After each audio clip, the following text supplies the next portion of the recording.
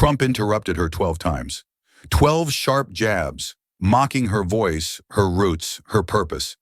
But she never looked up. Not once. The cameras caught it all. The clenched jaw, the stillness in her eyes, the silence that screamed louder than any microphone.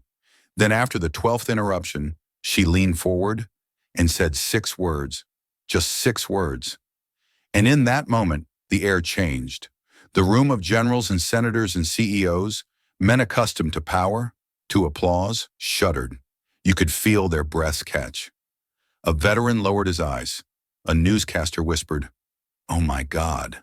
Even he, the man who saw silence as weakness, couldn't answer. What were those 6 words? And why do they feel like a chink in the armor of American power? This story is a dramatization. Names, subjects, and events have been fictionalized for narrative effect. But the emotions, the silences, the truth behind the clash, it's real. Because sometimes fiction is the only way we dare speak of things that have been buried for too long. Now, let's go back to where we started. The lights in the auditorium didn't just shine, they pierced, like spotlights from a courtroom, a theater, and a battlefield, all rolled into one. Tonight wasn't just another political broadcast, it was Voices of America. A televised summit marketed as a unifying discussion, but everyone in the room knew the truth. Something was coming. You could taste it in the air, sharp, metallic, like the seconds before a lightning strike. The venue was dressed for patriotism. Flags framed every camera angle. A massive LED screen pulsed behind the stage, flickering with the show's logo and slogans like, "Let the people be heard." Row backstage, camera crews whispered into headsets. Floor directors clutched clipboards like life jackets. Somewhere in the booth, a producer chain smoked through her third pen cap. And then, the host stepped onto the stage. He smiled with perfect teeth, raised a hand for silence, and delivered the line that shifted the atmosphere from anticipation to combustion. Ladies and gentlemen, please welcome tonight's unannounced final guest, the 45th President of the United States, Donald J. Trump. The room erupted, but not in unison. There were cheers, yes, loud ones, thunderous even. Flags waved, a few stood and clapped, but there were also frowns, folded arms. A teacher in row 3 whispered to her colleague, "He wasn't on the program." A veteran's hand twitched nervously near his knee, and above them all, camera cranes slowly swung into place, like eyes narrowing before a duel. Trump walked on stage like a man who believed the building was built for him. He didn't smile. He grinned. Wide, sharp, knowing. He stood at the podium, smoothed his tie, looked around the room with the calm of someone who'd seen 100 arenas just like this, and torched them all. Then came the first blow. "Tonight," he said, drawing out the words, "we talk about real America, not radical fantasies from the Bronx." The room stiffened. A few laughed. The applause faltered. The camera panned across audience faces, some confused, others smirking. A man in a MAGA hat nodded with approval. A Latina teacher in the 4th row looked down at her lap, fingers curling slightly. Trump continued, voice rising with calculated rhythm. "We're here to hear the people, not career complainers, not socialist TikTok stars with loud voices and zero substance. You know who I mean." He didn't say her name. He didn't have to. But what he didn't know was that she was already inside the building. Backstage, in the tight confines of the production corridor, a young assistant producer held her earpiece tighter, eyes widening. Her voice, hushed but urgent, crackled into the control room. "She's here." Silence, then static, then, "Wait." The showrunner leaned into her console, squinting at the hallway monitor. "You mean AOC?" The assistant nodded, pale. "She just walked through security. No warning, no press, alone. And she's headed toward the front row." The air in the control room dropped 10 degrees. The senior producer's hands trembled slightly as he reached for the feed switch. And out in the main hall, oblivious to the storm quietly forming behind him, Trump leaned on the podium like a man about to break the world in two. "They say America's divided," he said with mock concern. "But maybe we just need to cut out the infection before it spreads." Then A flicker of movement. A figure walking steadily down the left side aisle. No security, no cameras chasing her. No staff holding signs. Just one woman, in a navy blue blazer, stepping into the light, and somewhere deep in the crowd, someone whispered, "Is that her?" The auditorium doors didn't creak or slam. They just opened. No music, no fanfare, no flashing lights or security swarm. She simply walked in, alone, her heels soft against the carpeted floor, her stride deliberate, unhurried. A navy blue blazer hugged her frame like armor. Her chin was lifted just slightly, not in defiance, but in certainty, like someone who'd already read the ending of a book everyone else was still flipping through. It took a few seconds for people to notice. The murmurs started in the back row, whispers that slipped forward like a wave. Wait, is that her?" One of the teachers blinked in disbelief.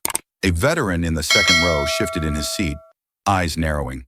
The cameras didn't catch her yet, but the audience felt her. The mood, which had been taut under Trump's thunder, now twisted into something more electric. Anticipation spiked with unease.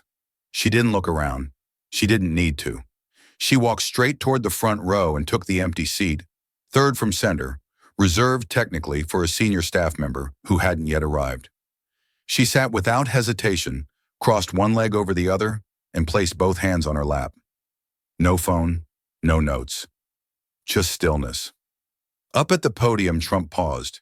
He squinted, leaned slightly forward, then smiled. No, smirked.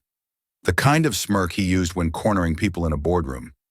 The audience turned, all eyes now bouncing between the former president and the woman sitting calmly beneath him. "Did someone leave the staff door unlocked?" he quipped, voice dripping sarcasm. "Or is this one of those pop-ins they do on Instagram Live?"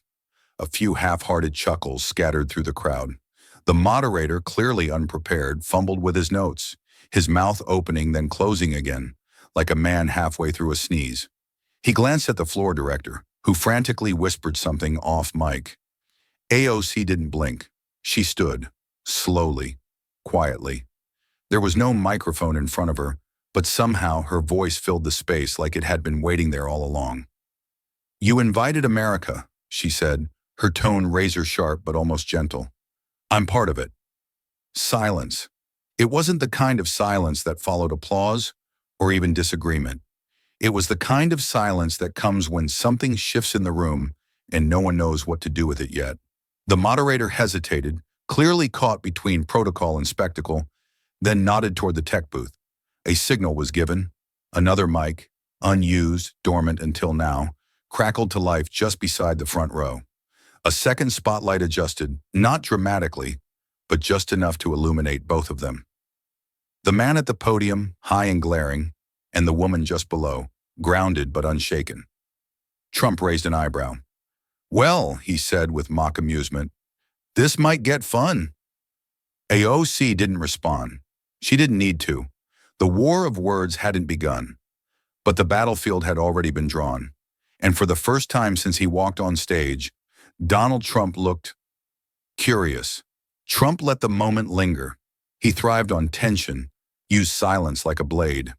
With the crowd watching and the cameras rolling, he leaned in toward the microphone, lips curling into a knowing smile, then delivered the first strike. "You know, I've always admired how far she's come," he said, voice mockingly sincere. "From pouring beers in the Bronx to lecturing us on economics. Only in America, right?" A few laughs broke out, sharp, uncomfortable, the kind people offer when they're not sure if they're supposed to laugh or leave. A school principal in the third row shook her head. Two men in the back exchanged smirks. A nearby veteran stayed still, expression unreadable. AOC didn't react. No twitch, no smile, no rebuttal. She just waited. Let the moment play out. Let him show his hand. Trump turned back to the audience. "Look, I'm all for ambition," he continued, "but just because you serve drinks doesn't mean you know how to serve a country." This time the laughter was more hesitant. The insult hung heavy. He'd drawn blood. At least that's what he thought. Then AOC stood. She didn't take the podium. She didn't even walk forward. She simply stood where she was, turned slightly toward him, and addressed the crowd. not with a politician's practice boom, but with the unhurried clarity of someone speaking from lived truth. I did pour drinks, she said evenly, and I did it to help my mother keep the lights on after working a 12-hour shift cleaning hospital floors. No applause, just stillness. I learned how to listen to people not when I was reading polls, but when I was refilling their water. I learned what pain looks like before the campaign trail, before the cameras. I saw it at 2 a.m. in the eyes of single moms tipping in quarters and in fathers too proud to admit they were hungry. Trump shifted behind the podium. A flicker of something, discomfort, surprise, crossed his face.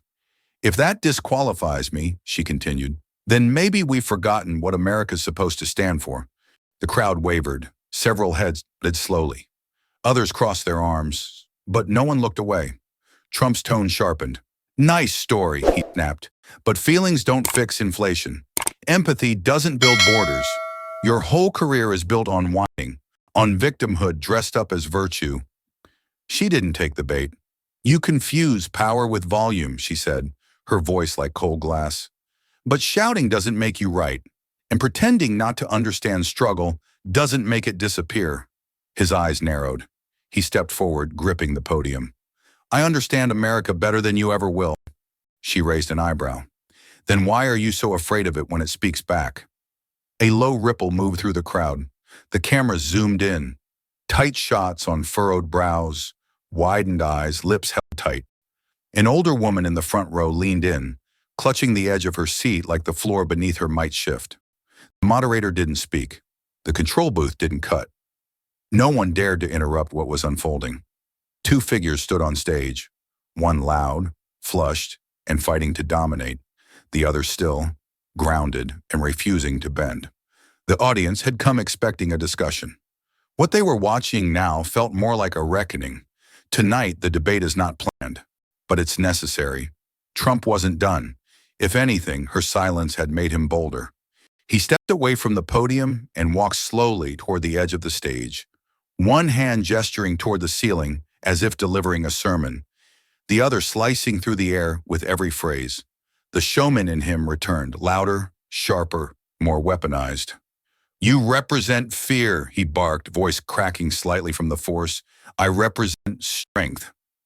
The statement rang out like a gunshot in the still room. He didn't wait for it to settle. He pressed forward, letting the rhythm of outrage carry him. You don't speak for the working class. You scare them. You fuel riots in the streets. Tell kids that cops are enemies, that our flag is shameful. You want open borders. You want criminals let loose. You want to rip apart the economy with your green fantasy job killers. He was shouting now. Spit clung to the corners of his mouth.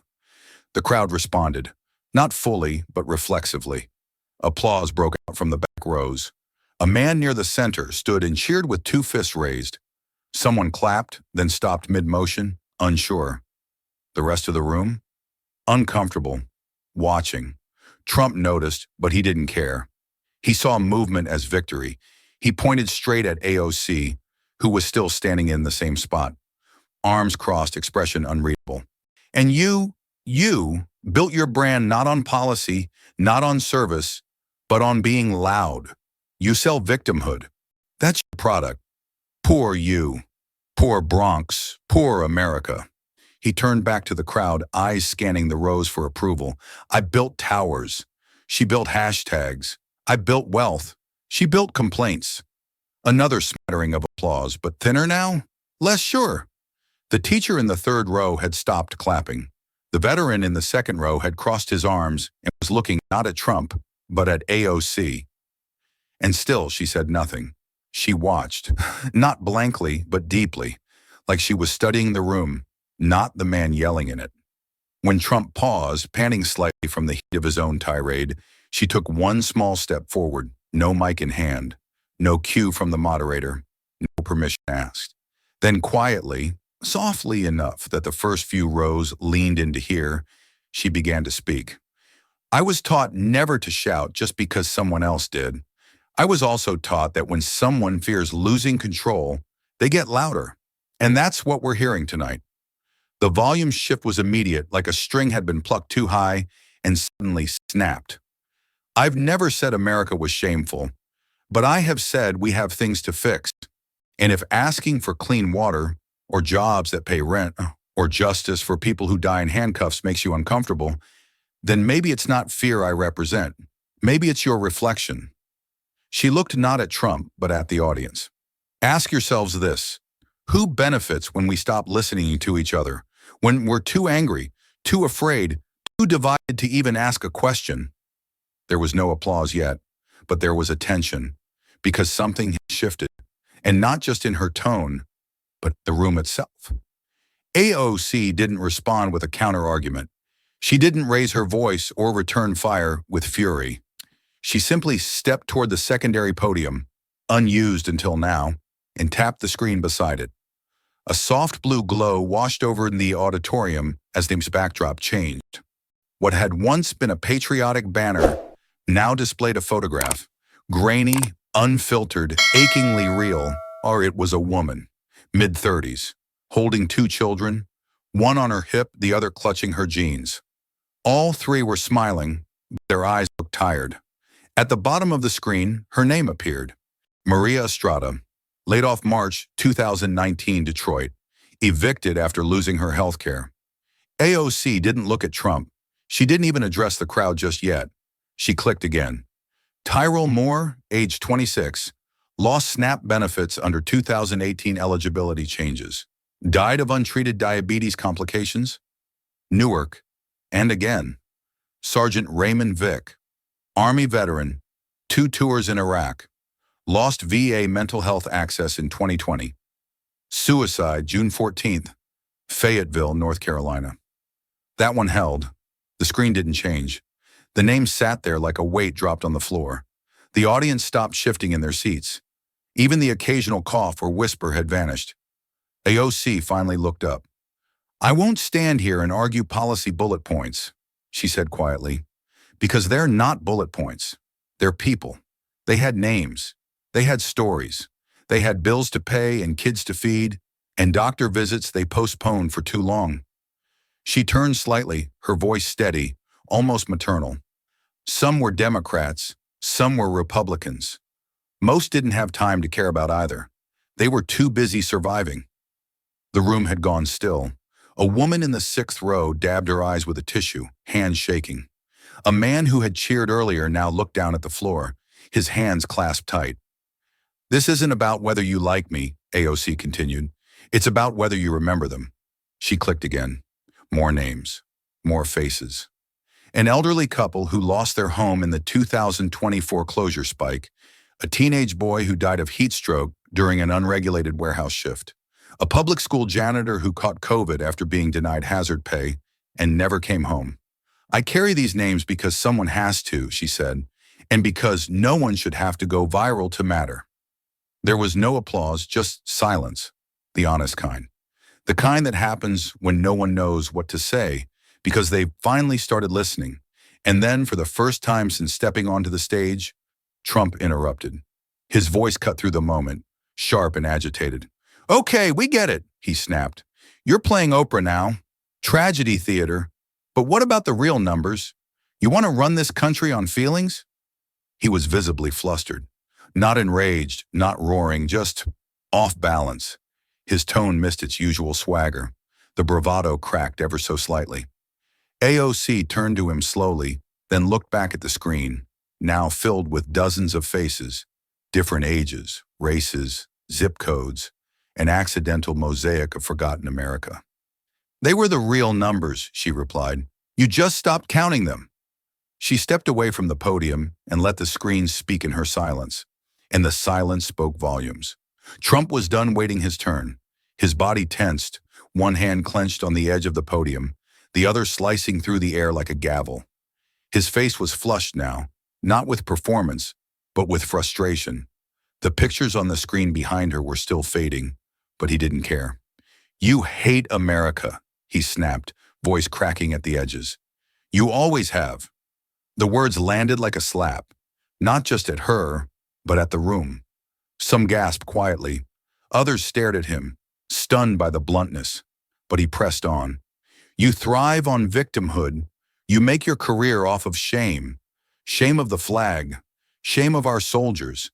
Shame of the very people who made this country great. His tone sharpened, but the applause didn't return. You dress it up as justice, but it's just blame. You don't want to fix America. You want to tear it down and rebuild it in your image. A socialist playground. No borders, no rules, no pride. Still no reaction from her. Still not a single raised voice in the crowd. So he stepped away from the mic, pointing directly at her. You don't love this country. You love being angry at it. That's when she moved. AOC took one small step forward, not rushed, not dramatic. She didn't gesture, didn't look at the moderator or the audience, just at him. Then her voice came, low, precise, and almost mournful. You think I hate America because I refuse to lie about its wounds. She let that sit for a beat before continuing. But I love it more than you ever could, because I don't need it to be perfect for me to defend it. I don't need it to worship me for me to fight for it. I don't need it to clap when I speak. Now she turned slightly, facing the audience fully. I love this country so much. I won't let you bury it under greed and applause. There was no rise in her tone, no punchline, just quiet conviction. A long, still pause filled the auditorium. The cameras panned slowly across the room, catching eyes that were no longer locked on Trump. They were studying her, searching their own faces in hers. And then, just for a second, the feed cut to a man in the third row, an older veteran, hat pressed firmly on his knee, dress blues perfectly ironed. He didn't smile, he didn't speak, but he nodded. Once, deliberate, heavy. Trump noticed. Everyone did. But he said nothing. AOC let the moment breathe. No dramatics, just presence. Then she returned to her seat as quietly as she'd stood. No applause followed, because the room wasn't sure what it felt. Something had shifted, not just on stage, but inside the people watching. The certainty with which they'd entered the auditorium had been replaced with something more dangerous. Doubt. Not about who she was, but about who they were clapping for. He'd been pacing, not just physically, but emotionally. A man used to dominance, to rooms that bent toward his voice, Trump was now tugging at the edges of a performance that had lost its script. And he didn't like it. His fingers gripped the podium again, tighter this time, and the microphone picked up the faint rustle of paper. Notes he hadn't touched until now. He stared down at them like they owed him something, then looked up and forced a smile that didn't quite reach his eyes. You know, he began, voice artificially calm, there's something poetic about this. He motioned toward AOC with a flourish, as if presenting a stage prop. A woman who plays poor on camera while sipping lattes in Georgetown, who grew up with opportunity but sells the Bronx like it's still burning behind her. A few uneasy chuckles trickled through the room, but they died quickly. The moment was too raw, the charge too sharp. She wears the working class like a costume, he said, his tone dipping into something colder. It's good branding, I'll give her that. He paused, waiting for laughter that didn't come. Instead, AOC stood again, and for the first time that night, something in her cracked. Not broken, but visible. Not fire exactly, but heat. You think I'm pretending, she said, her voice steady but low, dangerously low. You think I talk about poverty because it polls well? She stepped forward, not toward the mic, but toward the edge of the stage, closer to the audience, closer to the people who'd been watching this unfold with crossed arms and tightening throats. My mother cleaned houses, she said. Do you understand what that smells like at the end of a 14-hour shift? Bleach and regret? That was dinner some nights. Trump tried to interject, but she raised a hand.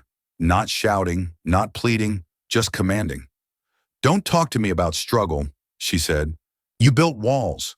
I grew up scrubbing around them. The line landed hard. Even some of the crew in the tech booth froze mid-motion. She turned, scanning the audience, not looking for applause, but connection. How many of you ever worked while sick because you couldn't afford to call out, she asked. How many of you have fed a family from a single paycheck, wondering which bill you were going to let slide that month? Hands didn't go up, but eyes did. A teacher's jaw clenched. A single mother near the front dabbed at her cheek. A black factory worker in the middle row whispered, "Too damn many of us."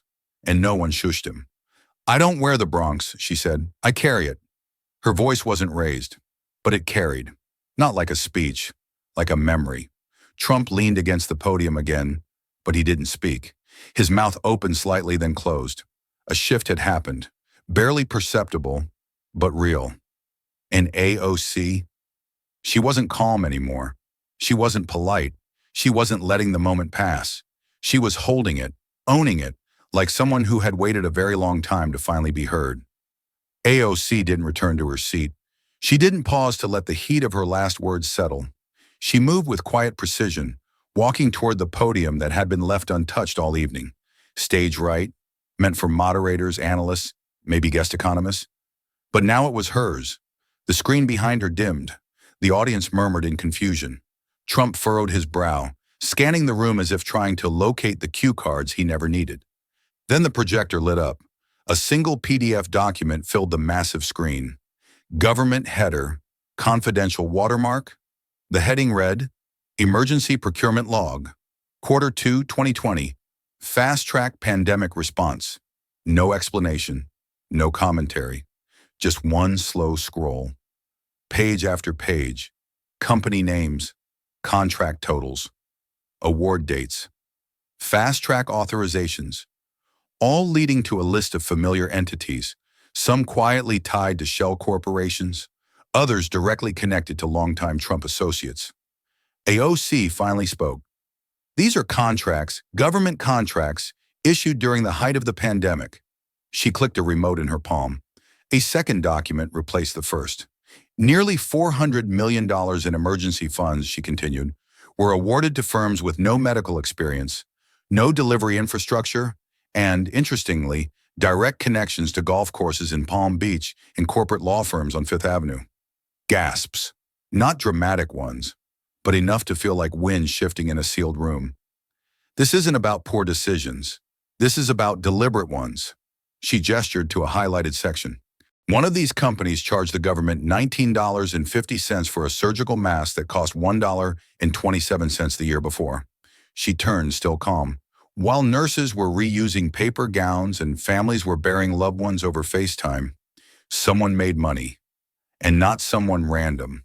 Someone invited to golf with the man behind this podium. The crowd rustled, chairs shifting. A union worker near the back straightened in his seat. A school counselor lowered her head. A military widow visibly stiffened. Trump's voice cut through the moment. "Fake news," he shouted it, almost reflexively. Then again, louder. "That's fake, staged, probably printed in some basement in Brooklyn." AOC didn't flinch. She didn't look at him. She advanced the slides again, this time a timeline. "This company," she said, pointing, "was registered 6 days before the contract was awarded. No website, no history, but a curious link to a consulting firm run by your campaign's former digital director." Trump stepped forward, but the moderator, caught in the middle, physically backed away. The distance between stage and podium had collapsed. This wasn't a conversation anymore. It wasn't even debate. It was a tribunal, and the room felt it. People weren't murmuring anymore. They were whispering, leaning toward each other with furrowed brows. One man held his phone, not to scroll, but to record. Another woman looked to the exits as if unsure whether she was witnessing journalism or something far more raw. AOC paused, just for a breath. "It's not just about who got rich," she said. "It's about who paid the price and who got buried while someone else signed bonuses." She let the screen linger for a few seconds longer, then clicked it off. The room didn't applaud. They didn't boo. They just stared, because suddenly it felt like everyone in that room had known something was wrong for a long time, and tonight they'd run out of excuses. The air in the room had changed, but no one had moved. Trump stood rigid behind his podium, jaw clenched. AOC remained at stage left, one hand resting on the edge of the table near the darkened screen. The audience was in limbo, caught between what they thought they knew and what they couldn't unsee. Then from the second row, a voice cut through the tension. Rough, raw, unshaken by microphones. "I lost my brother because of those damn shortages." All heads turned. It came from a man in full-dress blues.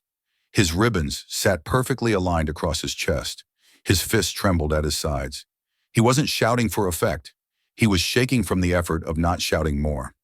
"You want to talk about strong leadership?" he continued, glaring directly at Trump.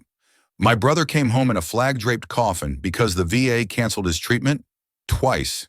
He had PTSD. He begged for help. We begged for him." Trump opened his mouth, but the man stepped forward, voice cracking now. "And you brag about record spending, about supporting the troops? You funneled money into ghost companies while my brother spent nights alone thinking he didn't matter." A hush fell like a curtain. Even the cameras seemed to slow, no longer searching for spectacle, just holding on this man as if the entire room now revolved around him. He turned toward AOC, not as a supporter, not even as an ally, but with something closer to recognition. "Thank you," he said, "for saying their names. No one else ever does." AOC didn't respond. She didn't need to. She just nodded once. Low, solemn, a silent salute returned with gravity. In the back of the room, someone began to clap, but stopped, unsure. It wasn't time yet. The moderator looked as if he wanted to intervene, to reset the program, to steer things back towards some pre-approved path. But there was no script left. The page had turned. The audience wasn't looking to be guided anymore. They were listening. Not the polite kind of listening, not the political kind, but the dangerous kind, the kind that signals a room has crossed a threshold and there's no going back. Trump adjusted his tie, but his hands were slow. He glanced down at his notes, then back at the crowd. And for once, they weren't looking at him. Not even the loyal ones, not even the loud ones. They were all watching AOC now, watching her stand, watching her say nothing. And that somehow said everything. The veteran returned to his seat, face pale, breathing shallow, hands still trembling. The silence that followed was longer than it should have been. Long enough to feel real. Long enough to register not just in the room, but across the millions watching from home. It wasn't approval. It wasn't victory. It was a moment that slipped beneath slogans and split the surface wide open. And for the first time all night, no one reached for applause. They just sat with the silence, the kind that comes right before everything changes. It began with a twitch, barely noticeable, a tightening at the corner of Trump's jaw. Then a fist clenched, a shuffle of notes on the podium that went nowhere. The moment didn't shout itself into existence, it leaked. "She's a fraud," Trump barked suddenly, pointing across the stage. "A total fraud." His voice cracked, not from volume but from strain, from something under the surface, something unraveling. AOC stands here pretending to care about Americans while she cheers for socialism. That's what this is. She's a communist in disguise. You think she loves this country? She hates it. No one interrupted him. He kept going, faster now, louder. "This woman would hand our borders to cartels, our economy to China. She's never created a job in her life. She's an enemy of democracy itself." He slammed his hand against the podium for emphasis. But it didn't sound like strength. It sounded like something brittle, cracking under weight. AOC didn't flinch. She stood where she was, arms by her sides, posture unshaken. She didn't raise her voice. She didn't even clear her throat. She just looked at him, and then at the crowd. That was all. And somehow, it was enough. The silence she carried began to swell. It wrapped around the room like smoke, like something thick enough to feel in the lungs. Trump's voice was still the loudest sound, but it was no longer the most powerful. "She hates America," he repeated, almost pleading now. "She wants to burn it down." He looked around, searching, for applause, for laughter, for someone to echo him. But the room had changed. Even his supporters were still. Not hostile, not converted, just paused. "You're all being fooled," Trump roared. "She doesn't belong here." And still she said nothing. Her stillness was not passive, it was deliberate. A wall, a reckoning. While he flailed in volume, she wielded silence like a blade. The camera panned close on her face, calm, centered, without the slightest wince. Then it shifted to Trump, sweat beading above his brow, jaw clenched so tight it seemed to grind. His hands gripped the podium as if it might float away without him. "I'm the one who made this country great," he growled. "She would tear it to pieces." A pause. "She's not even American in spirit." That was the line. Not a gaffe, not a joke, but a sentence that landed wrong. That exposed too much, a beat too far. In the front row, a school teacher blinked slowly. Next to her, a former coal worker crossed his arms.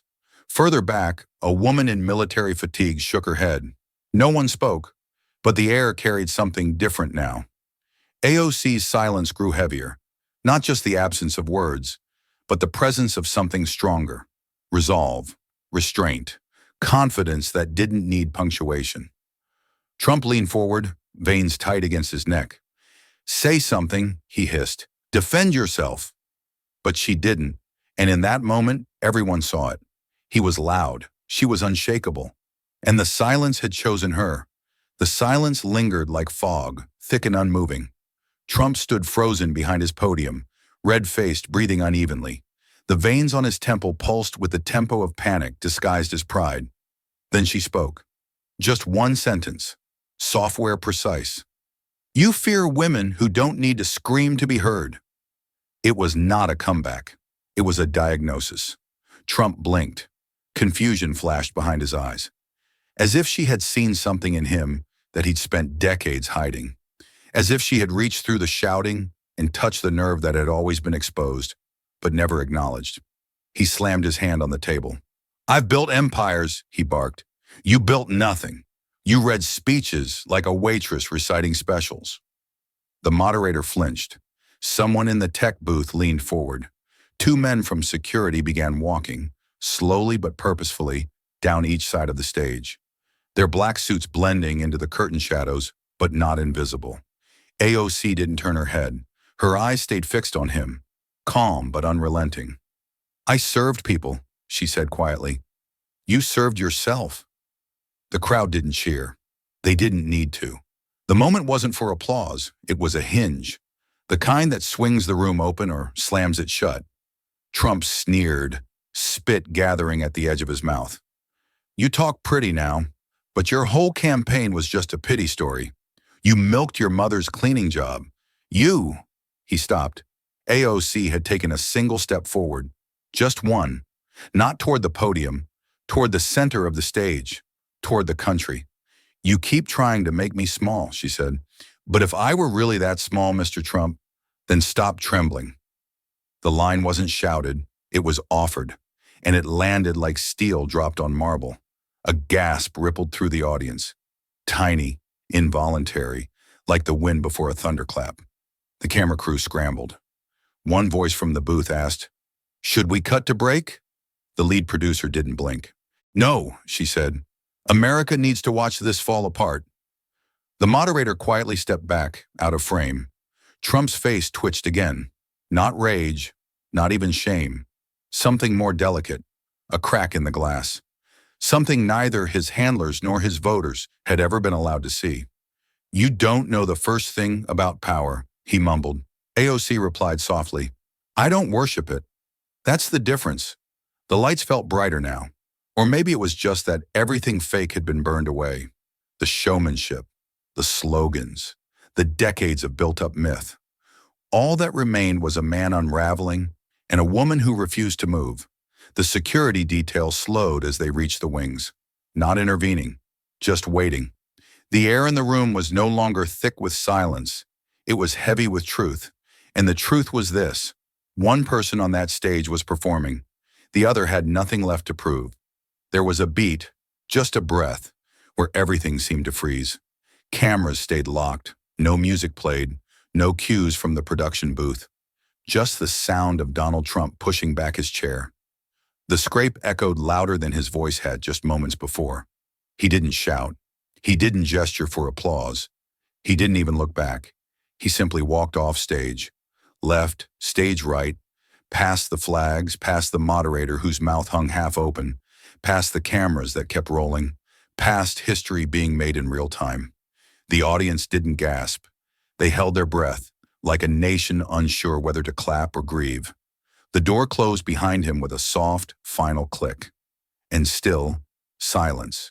One kind before a storm. But this time the storm had already passed, and it had left only clarity. AOC didn't smirk. She didn't gesture in triumph. She simply stepped into the light and faced them. All of them. "He left," she said, her voice clear but gentle, "because power walks away when it no longer feels superior." A single cough broke the stillness, then a shifting of weight in chairs. Somewhere, a man lowered his phone. Somewhere else, a woman's hand reached out and took her daughter's. No one quite knew what to do. AOC didn't fill the silence with slogans or spin. She let the space exist, because the truth was loud enough already. She walked to center stage, not to take a victory lap, but to stand where he had stood. She didn't have to say it. The contrast was living, breathing in front of them. One walked off, one stayed. The screens didn't cut away. The headlines didn't move on. The nation, or at least this room, felt like it had been unplugged from the old electricity and rewired into something quieter, sharper, more aware. A man in the back slowly stood, hand to heart. He wasn't cheering. He was remembering what it used to feel like to believe in something that didn't yell. Others followed, not in standing ovation, but in slow acknowledgement, that something unspoken had shifted, that control had changed hands, not with laws or votes or marches, but in the stillness of one person refusing to flinch when the other ran. Even the moderator didn't know what to say. The stage crew didn't dare dim the lights, because history wasn't over yet. It was standing on that stage, composed and unmoved, daring the country to look inward and ask, who do we want to be now?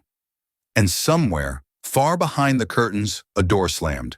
Loud, frustrated, power, meeting its own reflection and flinching. The feed didn't cut, because they all knew. For the first time in years, Trump had no comeback. It started with a single clip, 17 seconds long, a shaky phone recording from someone in the second row. AOC standing alone on the debate stage, her voice clear as glass, saying just one sentence. He left because power walks away when it no longer feels superior. By midnight, it had over 3 million views. By morning, 72.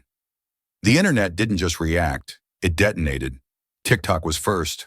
Young creators stitched her words into trending sounds. Teens lip-synced her lines like they were anthem lyrics.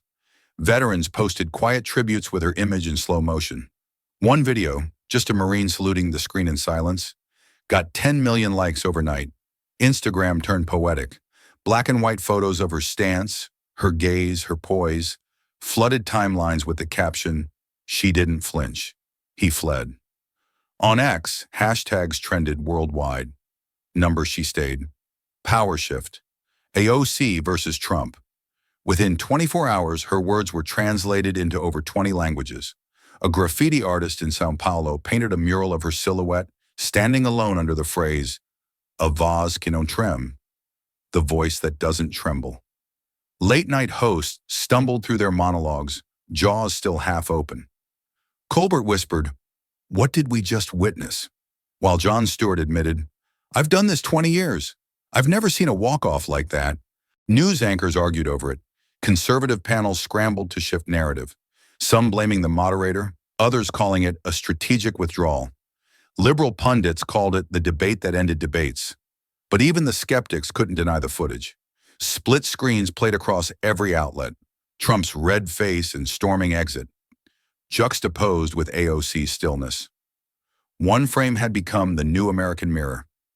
CNN devoted an hour-long special called The Moment.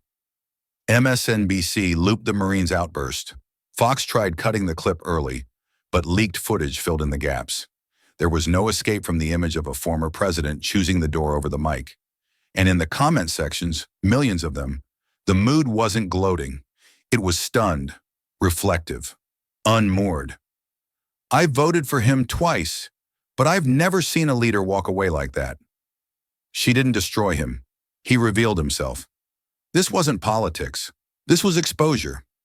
Some felt ashamed. Some felt vindicated. But most felt something they hadn't in years. A shift. Like the air had changed. like truth had found its way through the noise. Schools began replaying the footage in government classes. Sunday sermons quoted her words. One rabbi tweeted, "Sometimes God speaks not through thunder, but through women who don't raise their voice." In cafes, people pulled the clip up on their phones. In barbershops, the line replayed, "Because power walks away." In college dorms, debate teams dissected the silence that followed. Even on Wall Street, a Bloomberg anchor asked, "Is this the beginning of a new political market?" AOC didn't post. She didn't tweet. She didn't give interviews, and somehow that only made it louder. Because America didn't just watch a forum, they watched a moment. And moments like that don't go away. They echo. They came in quietly without hashtags or headlines. No viral soundtrack. No flashing red banners. Just paper and ink, the way things used to be said when people had no cameras, only courage. The first envelope had no return address. A postmark from Lubbock, Texas. Inside was a card, floral edges, slightly smudged. The handwriting was shaky, hesitant. It read, "I didn't like you before, but now I understand what you fight for. I still don't agree with you on everything, but I saw your eyes, and they looked like mine when I lost my son." She read that one 3 times before she even noticed the second letter underneath. It was from a nurse in Ohio. "Dying," the letter said. "Stage 4. No insurance anymore. You said nothing while he ranted, and somehow I felt seen. Thank you for not letting anger win. I don't need a reply. I just needed you to know I existed." There were dozens more by the end of the week, from a farmer in Iowa who hadn't voted blue in 50 years. "It's not that I changed parties. I changed perspective. You reminded me why truth feels like farming. It's slow, it's dirty, and most folks don't see the roots. But it feeds people all the same." From a high school senior in Atlanta, "You stood for something." My classmates cried. I cried. I've never seen someone not shout and still be heard louder than the loudest man in the room. There was one from an 11-year-old girl in the Bronx. "My mom works 2 jobs. She watches you on TV and says, 'See? That's what fighting pretty looks like.' I want to be that." And in between them all, a letter in a child's scrawl. "You made the mean man stop talking." The letters didn't come in bundles. They trickled in, like rain through a cracked window, one by one, day after day. Some on lined notebook paper, some on old greeting cards, one even on the back of a grocery receipt. Each one a fragment, a voice that hadn't shouted before, now whispering on the page, louder than applause. And it was in that quiet, sitting cross-legged on the hardwood floor of her apartment, surrounded by the evidence of impact, that AOC let go. No cameras, no team, just her. A silence so still it could hold grief without cracking. Tears didn't come like a storm. They came like an answer, slow, certain, inevitable. She didn't sob. She didn't wail. She just sat with the letters, fingers curled around the words of strangers who had somehow found their way to her without a GPS, without a script, without a motive. For the first time since the forum, she broke, not in defeat, but in recognition. These weren't voters. These were Americans, not followers, witnesses.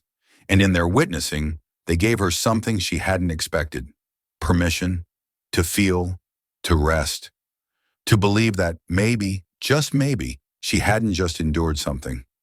She had moved something, moved it quietly, but powerfully, moved it the way letters move, slowly, invisibly, until one day they arrive and everything is different. They wanted a tour. The staff was already making calls. Cities, college campuses, union halls, places that were ready to chant her name. Late-night hosts were requesting appearances. PR firms offered free branding, hoping to slap a fresh slogan on something they didn't understand. "You could fill stadiums," one aide said, eyes lit with possibility. "Ride this moment. Let it take you where you've earned." AOC listened. She nodded politely. She even let them finish the pitch. Then she stood, walked to the window, and didn't say anything for a long time. The city outside glittered like it always did. Too fast, too loud, too eager to crown winners before they've decided who they really are. Finally, she spoke. "I'm not interested in riding a moment," she said quietly. "I'm interested in making sure the moment meant something." They didn't understand at first. One assistant asked if she needed a few days to rest before launching the press run. Another offered to call her stylist.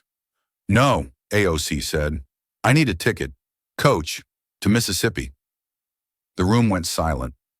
Someone laughed nervously, thinking it was a metaphor. But she was already opening her laptop, already scanning weather maps and flood updates, already looking for field reports, already dialing a small nonprofit she remembered from years ago that ran storm response out of a church basement. One of the staffers finally found their voice. "You're not serious. You want to go help with flood relief? Alone?" She turned to them. "No cameras, no team, just hands. If I show up with a mic, I make it about me. If I show up with gloves and a mop, maybe I make it about them. But you could speak to millions this week." "I'd rather serve a few in silence," she replied, "because if all this meant anything, if what happened on that stage actually moved something, then I need to prove it where no one's looking." She didn't raise her voice. She didn't lecture. But the weight in her words shifted the air. There was no debate, no poll to run, no branding to test. Just a decision made, not for applause but for alignment. She packed that night. Jeans, old boots, a duffel bag, no stylist, no makeup team. Just a phone with her name removed from the lock screen. Before sunrise, she was at the airport, hoodie pulled low, eyes tired but focused. She texted one staffer just before boarding. "Don't cancel anything, just don't schedule anything either. Let the silence speak." Then she turned off her phone. No press release, no photographer, no quote crafted for Twitter. Just a seat by the window, the clouds rising, and a heart quietly certain of one thing. The loudest victories don't always echo. Some are whispered in muddy waters, beneath collapsed roofs, beside people who don't know your name, but know when your hands are real. The bus dropped her off 4 miles from the nearest town sign. There was no reception, no car waiting, just AOC, a sun-faded duffel, and a map printed from a library computer in Jackson. She walked the rest of the way, past fields still thick with water, past churches with blue tarps on their roofs, past hand-painted signs that read, "We're still here," and "We can't wait for Washington." No one recognized her at first. She wore work jeans, her hair tucked under a bandana. She didn't bring aides or a driver, just gloves, a reusable water bottle, and a quiet resolve. The first place she went was a storm-damaged elementary school. The roof had peeled off like a scab. Inside, water lines still stained the chalkboards. Desks were flipped. Mold crept up the corners. A church group was already there, trying to clear out debris. When she offered to help, they hesitated. One man squinted. "You look familiar," he said, leaning on a crowbar. She just smiled. "Not from around here, but I came to help." They let her stay. She lifted plywood, hauled wet books, scraped walls. No one spoke of politics. No one asked for interviews. But by the second day, word began to spread. "She came alone," someone whispered. "No crew, no camera." She even bought her own lunch. By the third day, a girl with braids and muddy sneakers stood by the school gate, staring hard. She clutched a plastic bag with juice boxes and a notebook. AOC noticed her after stacking a box of insulation. "Hey there," she said gently. The girl didn't smile, just asked, "Are you here for real or for a photo?" AOC paused. The question hit harder than anything said in Washington. She walked over, knelt down so they were eye level. "I'm here because roofs matter more than ratings," she said. The girl didn't reply, but she opened the plastic bag and handed AOC a juice box before running off. Later that day, they started on the roof. It was punishing work. The sun pressed down without mercy. The shingles were hot to the touch. Her hands blistered even with gloves. Still, she said nothing. Just climbed, lifted, hammered, climbed again. A man from the local hardware store stopped by, eyes wide. "You're Congress, right? Like, actual Congress?" AOC nodded, wiping sweat from her brow. "Sometimes. Right now, I'm just a pair of hands." He didn't know what to say, so he left her a tool belt and walked away. By the end of the week, the roof was nearly done. No one asked her to speak. No one organized a rally. And yet, her silence said something louder than any podium. A woman from the town council approached her on the final day. "We didn't vote for you," she said bluntly, "but you showed up anyway." AOC didn't reply with words. She just extended her hand, calloused and bandaged, and the woman shook it. They stood like that for a long moment. No cameras, no applause. Just two people who had met somewhere beyond the headlines. And somewhere far from Washington, something shifted. Small, almost invisible, but real. It dropped at 2:14 a.m. A dimly lit video. Shaky, unedited, framed too close. Trump sat behind a desk cluttered with papers that didn't seem to belong anywhere. His tie was loosened, his eyes restless, darting. The lighting from a single lamp cast long shadows across his face. He didn't greet the camera, didn't smile. "She's not a leader," he began, his voice gravelly like he hadn't slept. "She's not hope. She's a virus, spreading weakness, victimhood, and lies."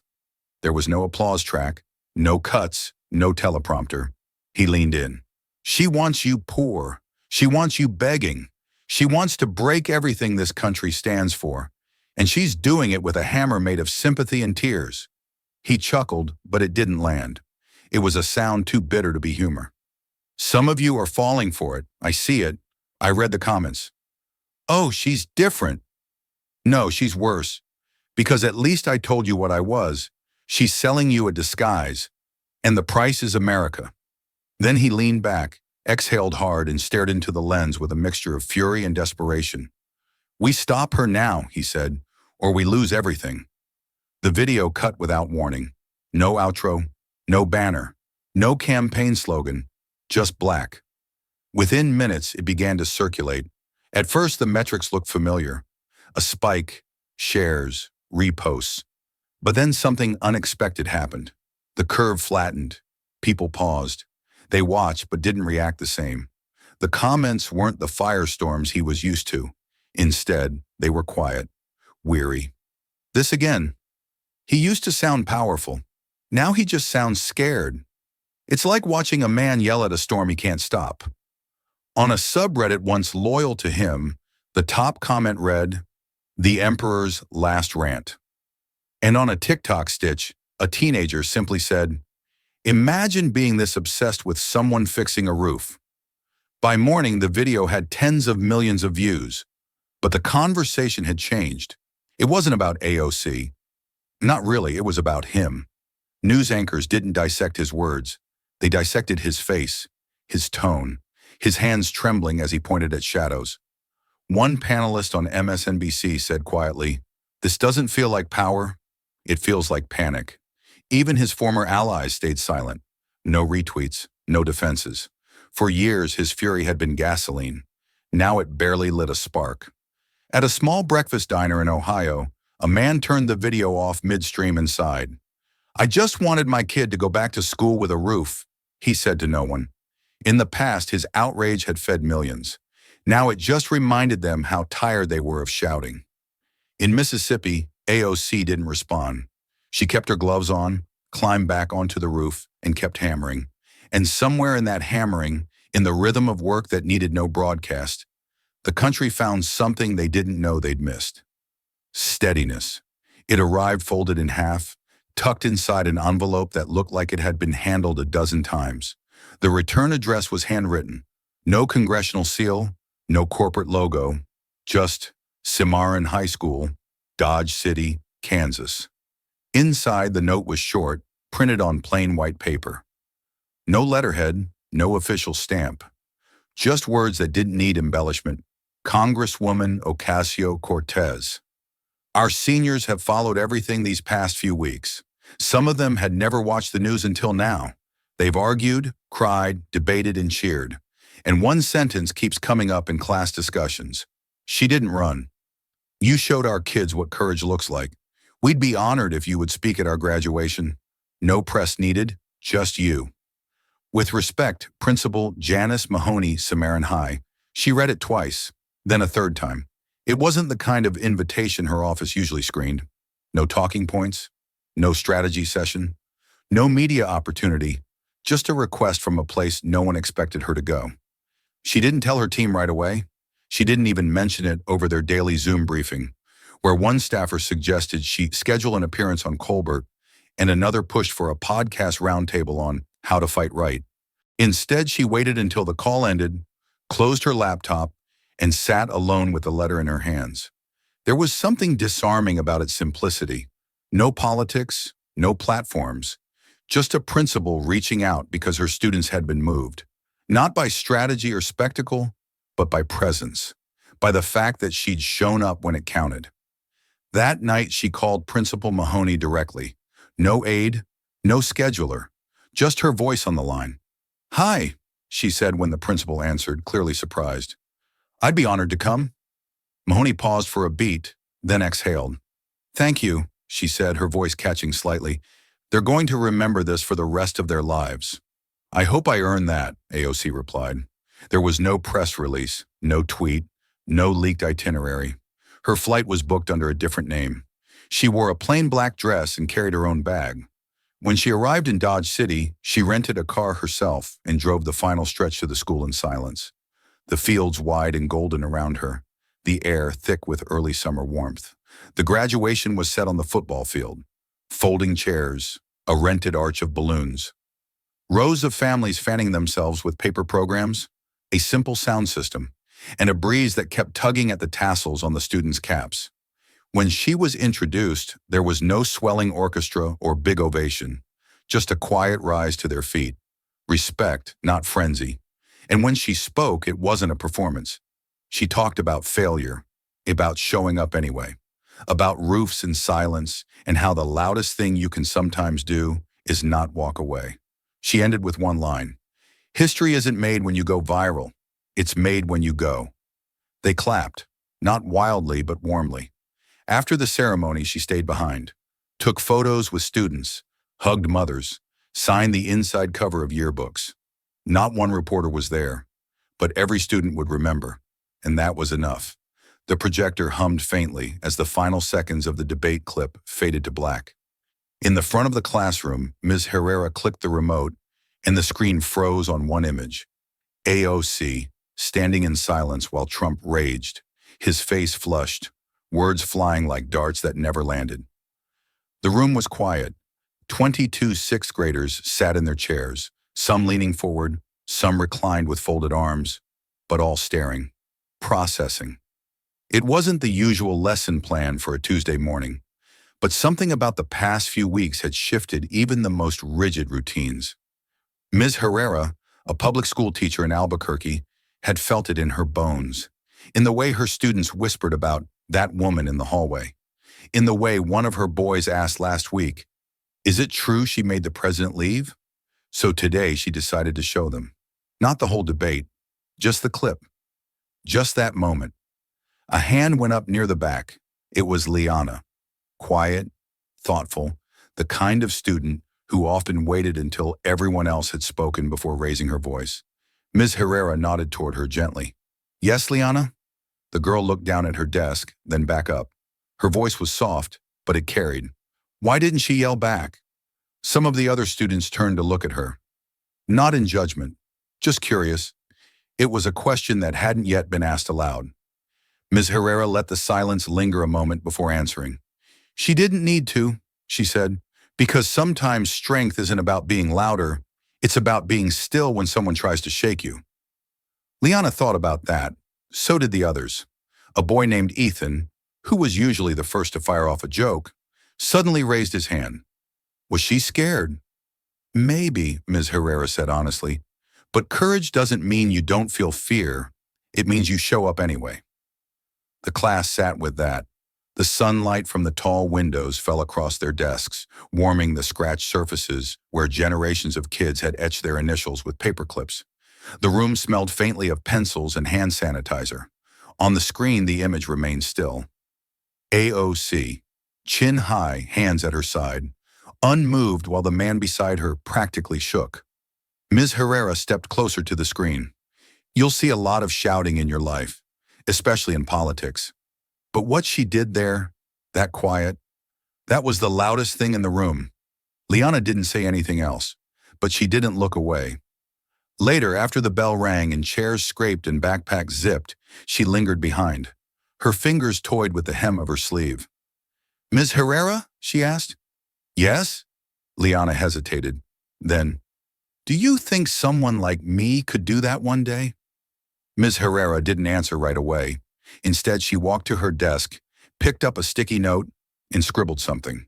She handed it to Liana. The girl read it, smiled, nodded, and left. On the note were 5 words. Yes, and I'll be watching. The gymnasium in rural Kansas had never felt this full.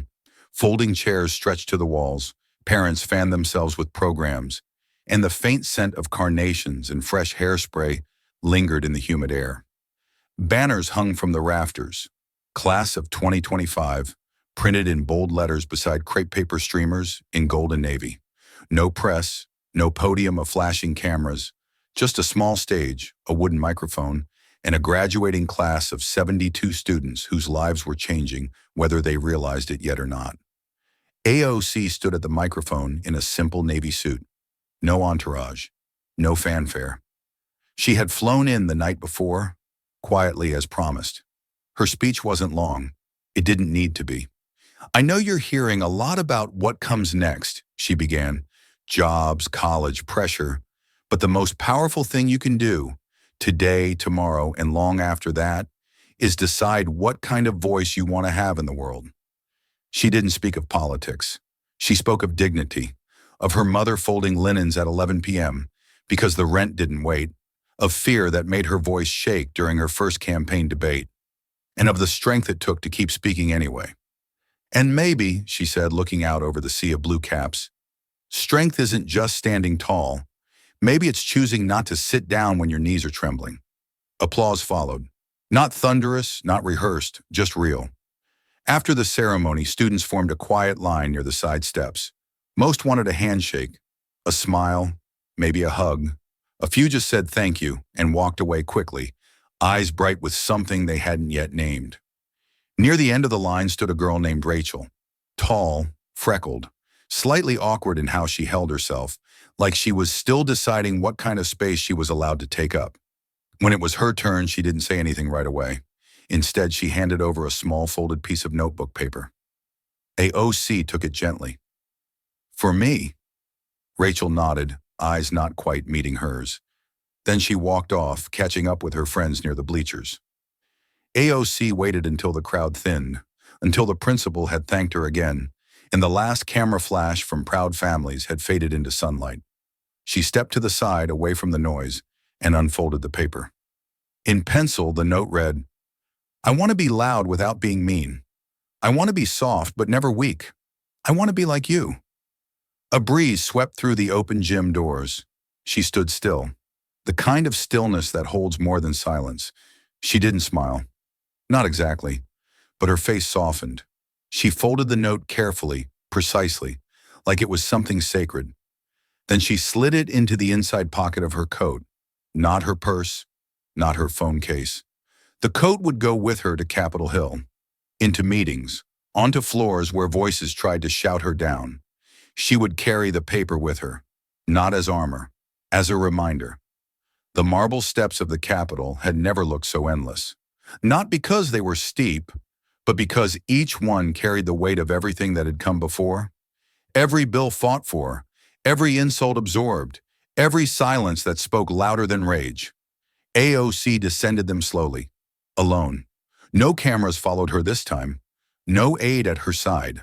The late afternoon sun stretched her shadow down the steps ahead of her, as if her future had arrived first. Behind her, the great white dome caught the amber light. She paused at the third step from the bottom, turned, looked back, just once. Inside those walls, she'd been told to wait her turn, to smile more, to be less angry, to stop making people uncomfortable. They called her radical, ungrateful, dangerous. Not because of what she did, but because she didn't flinch. And now the silence they had once used to dismiss her had become her power. In a small town in Ohio, an English teacher paused a lesson and turned on the classroom projector. The screen lit up with the moment America hadn't stopped talking about, the moment she chose not to yell back. 24 sixth graders sat in absolute stillness. In a barber shop in Detroit, a father told his son, "That's how you carry your name." In a church basement in Georgia, Two elderly women clasped hands and said a prayer, not for her safety, but in gratitude that someone had finally reminded the country what dignity looked like. Her face was no longer just a face on a screen. It had become a mirror. And people, for the first time in a long while, were looking into it. A wind brushed the hem of her coat as she stood there. She took a breath. Not the kind you take when you're nervous, but the kind you take when something inside you has settled. Then, almost like an echo, her own voice came through. Not out loud, but over the scene, as if spoken to time itself. They tried to end me with noise, but they forgot. Silence listens longer. One last step, then another. She reached the bottom. The sound of her shoes on stone faded. She did not turn around again, but the country did. And as dusk kissed the edge of Washington, something old finally gave way to something unspoken. Not change forced by slogans, but something more dangerous to the powerful. Attention. The kind you can't buy. The kind you can't silence. The kind that stays. And for the first time in years, America was truly listening. If this story touched you, don't let it stop here. Like, share, and subscribe to Alexandria Rising Stories, where every voice matters and every story echoes far beyond the screen. This story is a fictionalized and dramatized narrative created for educational, inspirational, and storytelling purposes. While it may be inspired by real public events, people, or societal issues, it includes imagined dialogue, reconstructed scenes, and character interpretations meant to highlight broader themes of justice, dignity, and resilience. Any resemblance to actual events or individuals beyond public knowledge is purely coincidental. We do not intend to defame, mislead, or harm, but to invite reflection and meaningful conversation. Thank you for watching Alexandria Rising Stories.